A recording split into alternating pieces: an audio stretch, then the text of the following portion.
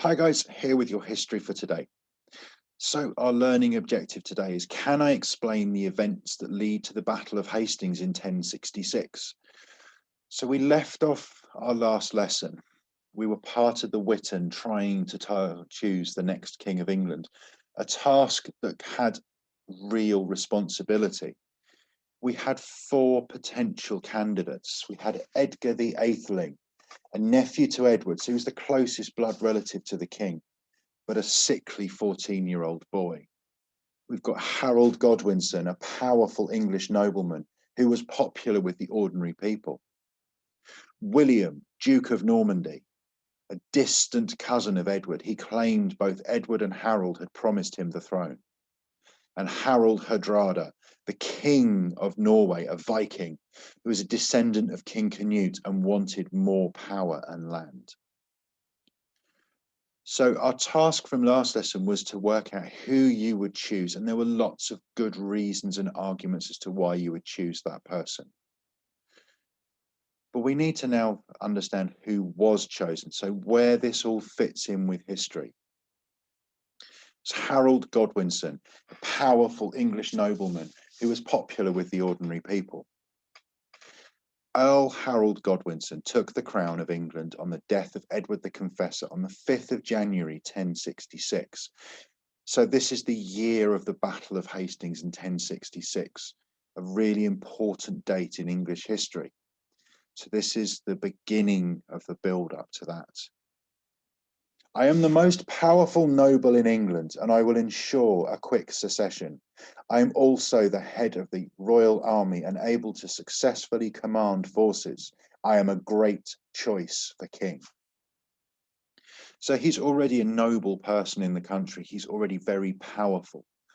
We know that he's good with the common people as well. And for someone that's the king and is going to be leading armies and relying on people to help him, this is a really good attribute to have. But William, Duke of Normandy, and Harold Hardrada did not agree with the Witans' decision. William complained, he's not of royal blood, he should not be king. I will take the throne that I was promised. And Harold Hardrada, by taking the throne, he will answer to me, Harold Hardrada, and I will take the throne of my forefathers. So he's a relation of King Canute, who was King of England.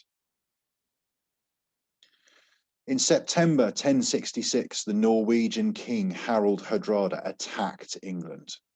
After taking York, he left the town and took his troops to Stamford Bridge, east of York, where he'd arranged to receive supplies. The English king, Harold Godwinson, heard of the invasion and marched to York with his army. He received information of Hardrada's new location and was victorious over the Norwegians in a historic surprise attack. A few days after the battle at Stamford Bridge, news reached the king that Duke William of Normandy had landed in southern England. He was planning to take the English throne from Harold Godwinson. Harold's troops were exhausted. They were weakened by their long march north and the battle against the Norwegians.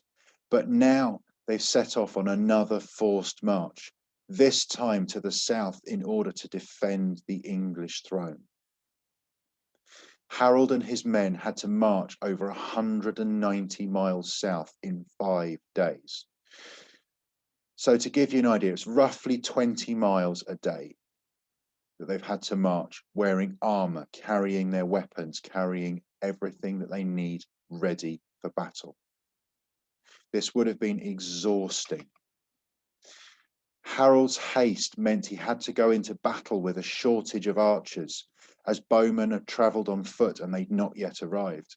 So some of the soldiers travelled on horseback. They'd be quicker, but the bowmen, the lower class of men, didn't have the access to the horses. They couldn't afford them. And in these times, having a good bunch of archers showering the opposition with arrows, cutting them down and reducing the numbers that get to the fight was a real advantage. And if you don't have this advantage, it puts you in a very weak position.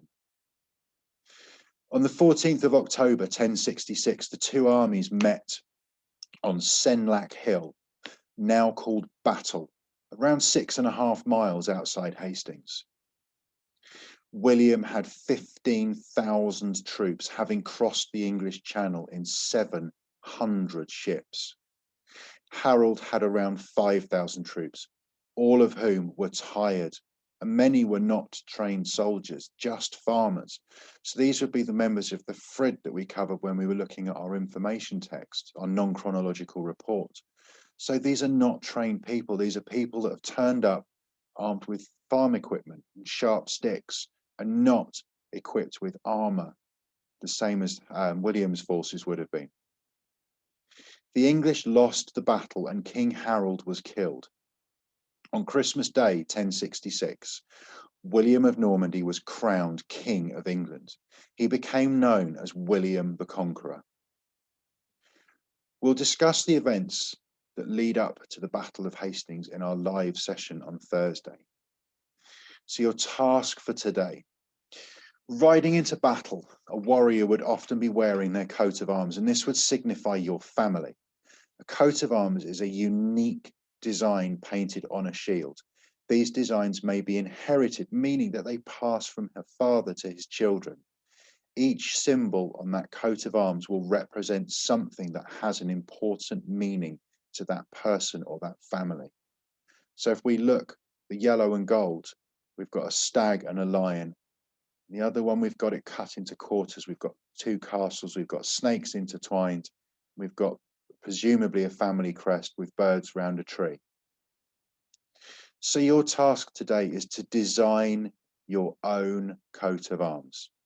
So in each of the 4 sections, draw something that's important to you or your family. For example, a hobby, a food, a particular country or place, somewhere that would work or school, music, sport. This is up to you. So it's your choice as to what you have.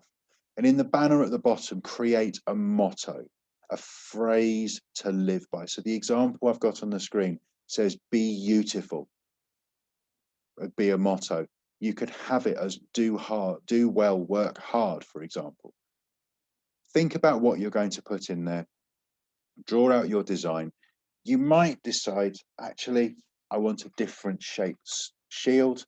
That's fine. Use what you can find. Use what inspires you. I would say keep to the 4 sections, then we've got something that can compare everything together. Good luck.